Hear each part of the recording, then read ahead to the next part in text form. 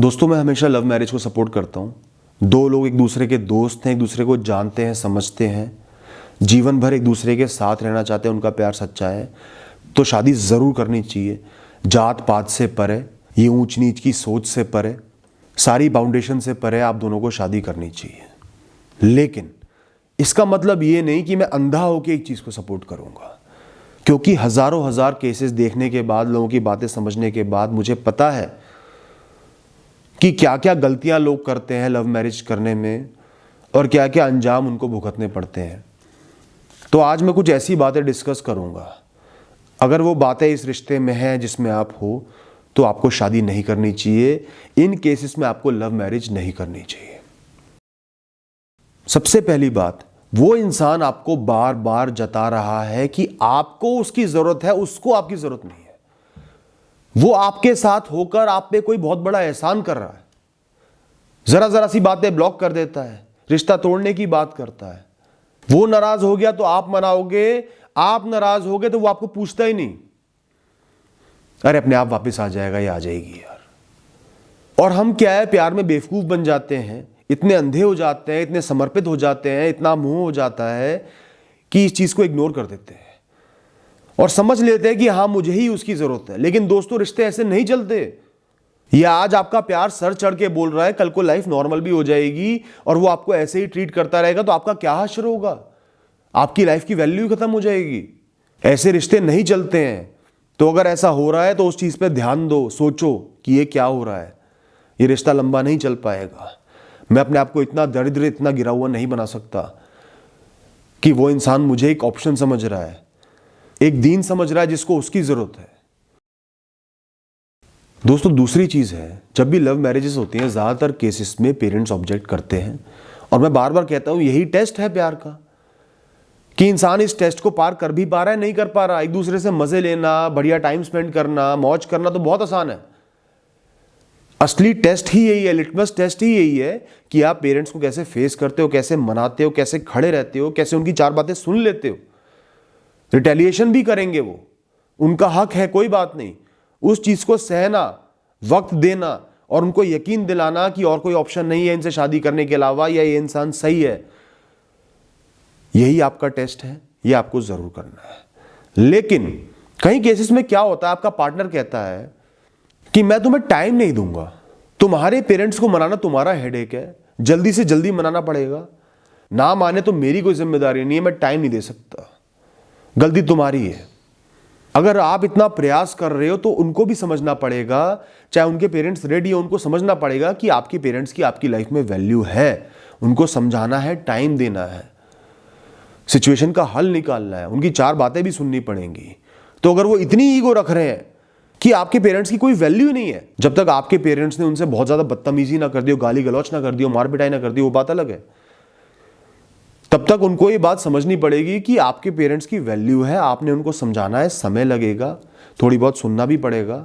Parents ने उनको भी कुछ बातें बोल दी, उनको इग्नोर करना पड़ेगा, गुस्से में बोल दी हैं, तो इतना तो उनको आपके पेरेंट्स को समझना पड़ेगा।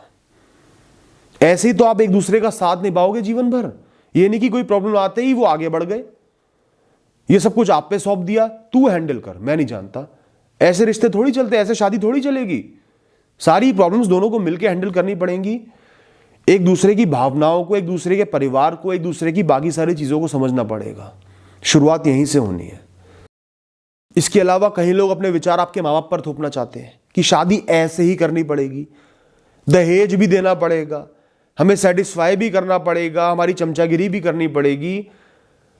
तो ये इंसान आगे चल के क्या करेगा आपके साथ? क्या ये प्यार है? ये प्यार थोड़ी है।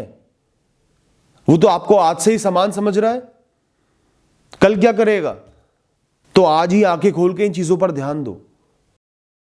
दोस्तों, आप लोगों ने कुछ टाइम ही स्पेंड नहीं करा, एक दूसरे की शक्ल पसंद आ गई, जाके बात कर ली, दोस्ती कर ली, फोन नंबर एक्सचेंज कर लिए, साथ में घूम फिर लिए, 2-3 महीने में बस यकीन होगा कि शादी तो इसी से होनी है। दोस्तों, ये प्यार नहीं है।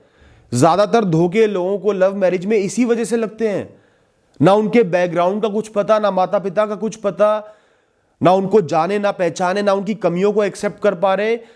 सिर्फ ये जो हनीमून पीरियड है ना, उनकी शक्ल ही शक्ल नजर आ रही है, लस्ट ही लस्ट नजर आ रही है। इसके बेसिस पे शादी करोगे तो पछताना पड़ सकता है।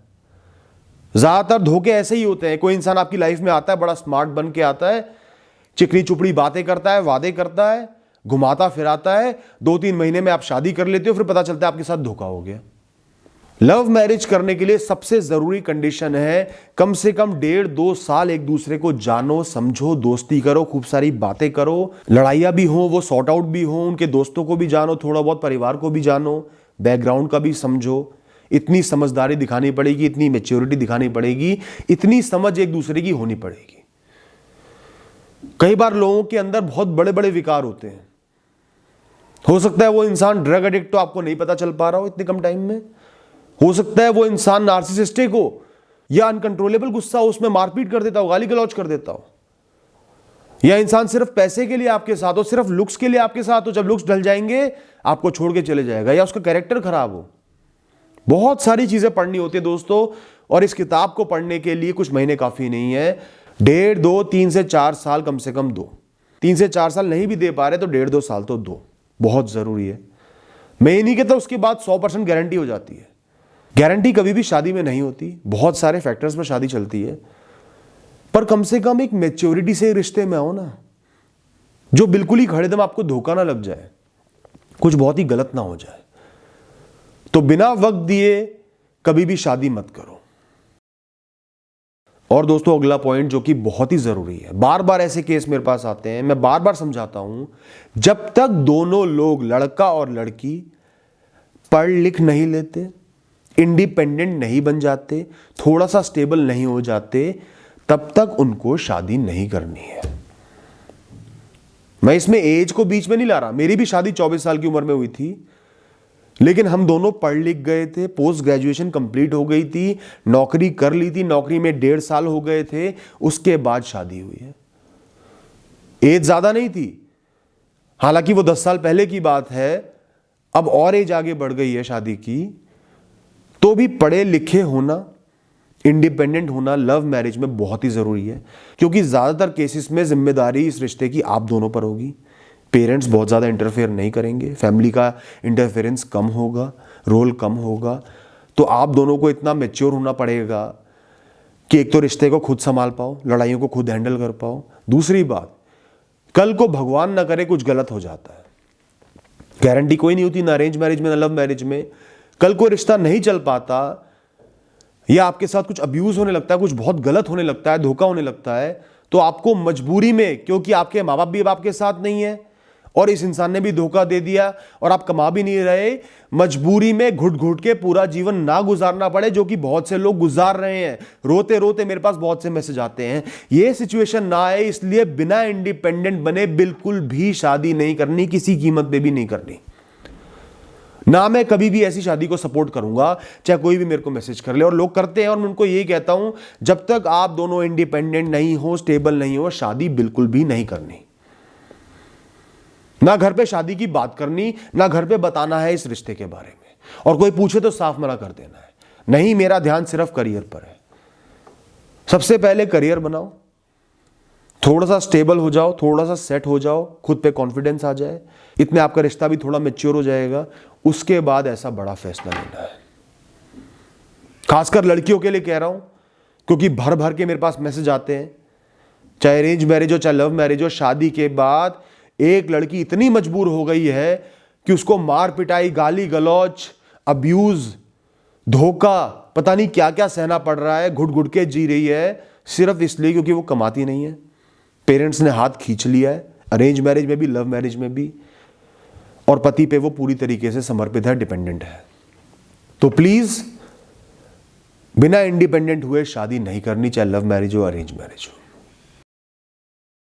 वो इंसान आपके साथ कोई भी कॉम्प्रोमाइज नहीं करता, उसके टर्म्स सारे खड़े हुए हैं, शादी ऐसे होगी, टाइम ऐसे स्पेंड करेंगे, बात ये होगी, ये होगा, ये नहीं होगा, तुम ये नहीं बोल सकती, उसने पूरी लिस्ट बना दी है, किसी चीज पे कोई कॉम्प्रोमाइज नहीं करता वो इंसान, और आपको हर चीज में कॉम्प्रोमाइज करना है। मतलब आप उसके गुलाम आज से ही बन गए हो तो आगे तो क्या ही होगा। तो आपको किसी का गुलाम बन के उनसे शादी नहीं करनी, रिश्ते हमेशा कॉम्प्रोमाइज पे चलते हैं, दोनों लोगों को कॉम्प्रोमाइज करना पड़ता है, किसी को अपनी किसी जरूरी चीज पे करना पड़ता है, आपके पार्टनर को किसी और जरूरी चीज पे कॉम्प्रोमाइज करना पड़ता है, मन मारना पड़ता है, कई चीज़ों को लेट गो करना पड़ता है, तब एक रिश्ता बनता है और चलता है। अगर वो इंसान आपके लिए कोई भी कॉम्प्रोमाइज़ नहीं कर रहा, आपको एक ऑप्शन की तरह ट्रीट कर रहा है तो ठीक है, नहीं है तो भी ठीक है, और आप सब चीज़ों पे कॉम्प्रोमाइज़ कर रहे हो, तो इतना प्यार में अंधे मत बनो। मैं बता रहा हूं कि आगे आने वाला जीवन आपका बिल्कुल नरक बनने वाला है। कितने दिन उस इंसान के साथ रह पाओगे? जानवर थोड़ी हो, पालतू थोड़ी हो, इंसान हो ना। इस बात का एहसास आज कर लो तो अच्छा है। बस दोस्तों, आज के लिए यही कुछ बातें बोलूंगा। आप अगर आज एक रिश्ते में हो, शादी करना चाहते हो, बहुत ध्यान से इन बातों को सोचना, फिर फैसला लेना। All the best.